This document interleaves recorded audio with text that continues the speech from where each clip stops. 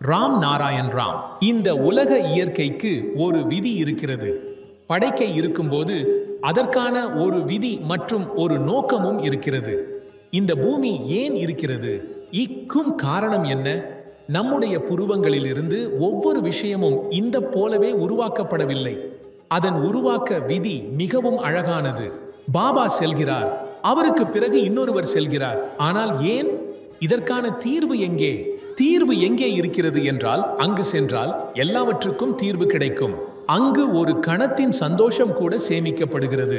ஒரு பைஸ் தவறினாலும் அதை லட்சம் ரூபாய் கொண்டு ஈடு செய்ய முடியாது. ஒரு கணத்தின் மகிழ்ச்சி கூட அந்த அளவில்லாத மகிழ்ச்சியின் கணக்கில் சேர்கிறது. அதை பிடித்தால்தான் எண்ணற்றதை அடைய முடியும். ஒவ்வொருவரும் துன்பங்களை குறைக்க எங்கு அமைதி இருக்கிறது, எங்கு ஆனந்தம் இருக்கிறது என்பதையே தேடி ஓடிக்கொண்டிருக்கிறார்கள். எங்கள் சாதனை என்பது சிதானந்தம், பிரம்மானந்தம் ஆகியவற்றை தேடுவதுதான். அமைதி பற்றி சொல்கிறோம் என்றால் மிகப்பெரிய அமைதி எனும் கடலும் இருக்க வேண்டுமே. அங்கு சென்றால் இந்த எல்லாம் இருக்காது. ஒரே பூமியிலே பல்வேறு சூழ்நிலைகள் உள்ளன.